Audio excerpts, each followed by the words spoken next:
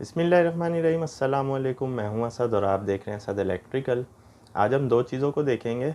एक, crank termination RPM क्या होता है, और दूसरा, नंबर ऑफ़ क्रैंक साइकिल्स किसको कहा जाता है। तो सबसे पहले हम बात कर लेते हैं क्रैंक टर्मिनेशन आरपीएम पे। जैसा कि नाम से ही ज़ाहिर है कि क्रैंक को टर्मिनेट करवाने वाले आरपीएम।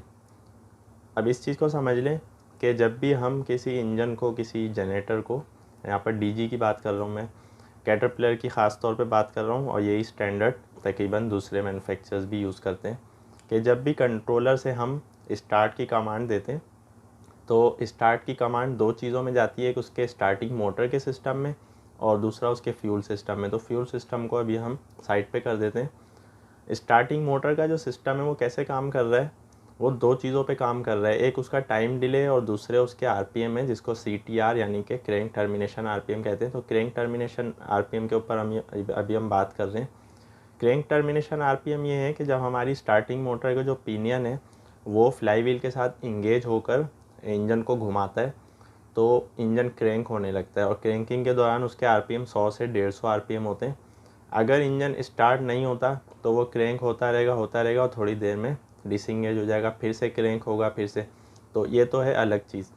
क्रैंक टर्मिनेशन आरपीएम ये है कि इंजन हमारा क्रैंक हुआ और फ़ौरन स्टार्ट हो गया जैसे नॉर्मली होता है।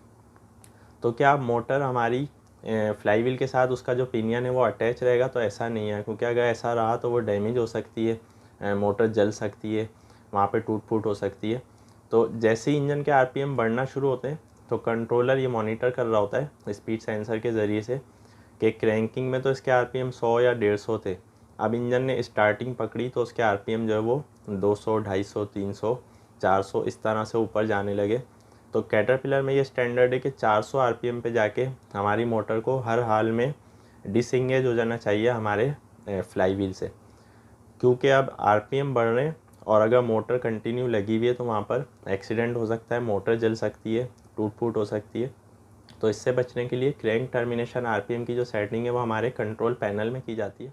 तो कंट्रोल पैनल ये मॉनिटर कर रहा होता है कि अब आरपीएम कितने हो गए। तो जैसे ही 400 आरपीएम हो गए तो उसको ये पता चल गया कि अब हमारा इंजन जो है वो स्टार्टिंग की तरफ चला गया है, अब क्रैंक का जो काम है वो ख़त्म हो गया, लिहाजा अब क्रैंकिंग की मोटर को यानी स्टार्टिंग मोटर को डिसंगेज करवा दिया जाए। तो वो उसकी सप्लाई हटा लेता है और मोटर हमारी पीछे हो जाती है। तो कैटरपिलर में स्टैंडर्ड 400 आरपीएम है क्रैंक टर्मिनेशन आरपीएम, यानी कि जब इंजन क्रैंक हुआ और स्टार्ट हो गया तो कितने आरपीएम पर जाकर मोटर वहाँ से हट जाएगी, उसका काम ख़त्म हो जाएगा। तो ये होते हैं 400 आरपीएम, जिसको हम सीटीआर यानी कि क्रैंक टर्मिनेशन आरपीएम कहते हैं। दूसरी चीज़ है नंबर ऑफ़ क्रैंक साइकिल्स। तो नंबर ऑफ़ क्रैंक साइकिल्स ये आपने अक्सर देखा होगा कि अगर कोई प्रॉब्लम आ रहा हो, फ्यूल ख़त्म हो गया हो या एयर आ गई हो फ्यूल सिस्टम में, तो इंजन क्रैंक होता है मगर स्टार्ट नहीं होता। इस प्रॉब्लम के ऊपर मैं ऑलरेडी एक वीडियो बना चुका हूँ कि engine cranking but not start. Engine crank हुआ एक बार, इंजन स्टार्ट नहीं हुआ, फिर दूसरी बार हुआ, फिर तीसरी बार, तो ये कितनी बार होना है, इसको हम कह रहे हैं क्रैंकिंग साइकिल्स।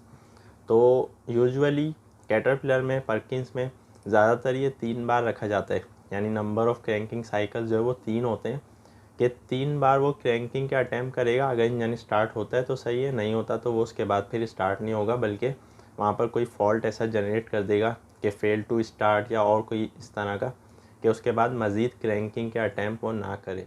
और ये जो क्रैंकिंग के अटैम्प्ट हैं इनका भी एक टाइम पीरियड होता है, 10 सेकंड रखा जाता है कि एक क्रैंक इंजन 10 सेकंड तक करेगा, यानी इंजन को 10 सेकंड तक घुमाएगा। अगर वो स्टार्ट हो जाता है तो सही है, वरना वो डिसंगेज हो जाएगा। फिर थोड़ी देर बाद फिर क्रैंक करेगा और 10 सेकंड तक उसको कंटिन्यू घुमाएगा, फिर पीछे हट जाएगा। तो 3 बार ऐसा होगा।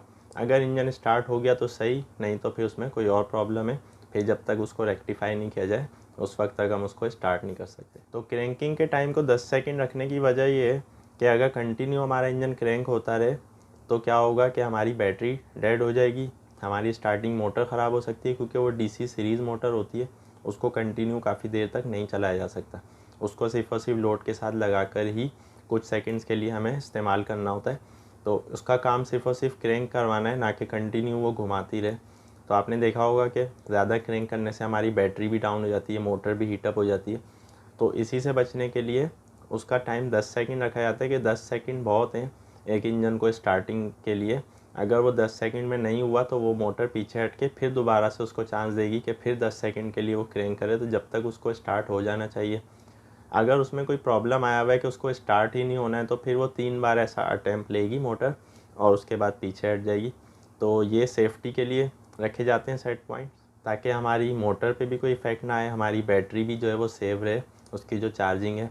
और इसी तरह इंजन को ज़्यादा क्रैंक करवाना, अगर उसमें कोई और प्रॉब्लम है तो उसकी वजह से कोई टूट फूट हो सकती है। तो उम्मीद है आज की वीडियो में आपका क्रैंक टर्मिनेशन आरपीएम और नंबर ऑफ़ क्रैंक साइकिल्स के ऊपर कॉन्सेप्ट क्लियर हो गया होगा। कोई भी आपका क्वेश्चन या कन्फ्यूजन है आप कमेंट में पूछ सकते हैं। वीडियो पसंद आने की सूरत में लाइक करें। आज के लिए इतना ही, नेक्स्ट वीडियो तक के लिए इजाज़त दीजिए।